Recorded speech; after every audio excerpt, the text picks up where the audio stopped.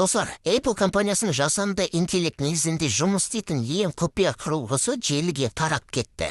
Әрі ең таңғаларлығы ол келесі жылдың өзінде жарыққа шығуы мүмкін. Қарап салыңыздар, AI-пен бұл AirTag көлемінде шағын құрылғы әйнек пен алюминийден жасалған корпуста ұсынылады. Оның ішінде 2 камера, 3 микрофон және кіріктірілген динамика бар. Құрылғы тікелей киімге бекітіледі. Сол себепті телефонды үнемі қалтадан шығару қажеттілігі біртіндеп жойылады. Сіз оған жай ғана дауыспен бұйрық бересіз, ал ол сіз көріп тұрғанның бәрін көре алады. AI-пен айналаңыздағы контекстті түсінеді. Қайда қарап тұрғаныңызды, қолыңызда не ұстап тұрғаныңызды және қай жерде екеніңізді анықтайды. Сіз сұрақ қойсаңыз бірден жауап береді. Кездесуді еске салуын сұрасаңыз, күнтізбеңізді біледі. Алдыңызда заттың не екенін сұрасаңыз, оны танып береді. Әңгіме, мәтін немесе көшедегі жазуды аудару қажет болса, оны нақты уақыт режимінде орындайды. Apple Siri жүйесін толықтай жаңадан жасап жатыр. Оның ішкі кодтың атауы компас. Негізінде функциялардың бірі ChatGPT деңгейіндегі толыққанды чат-бот. Ол Google Gemini технологиясы негізінде жұмыс істейді. Барлық күрделі өңдеу процестері iPhone құрылғысында және Apple болтты жүйесінде байқалмай фондық режимде орындалады. Бұл iPhone экожүйесінің бір тұтас жұмыс істеуінің арқасында жүзеге асады. Смартфондар бірден жоғалып кетпейді. Бірақ iPhone адамдардың смартфон экранына тәуелді өмірінен біртіндеп алыстайтын жаңа әлемге алғашқы қадам жасап жатыр. Ал сіздер қалай ойлайсыздар? Өз пікірлеріңізді міндетті түрде жазып қалдыңыздар. Егер де қазақша контентті қолдасаңыз, мен парақшама тіркелуді ұмытпаңыздар.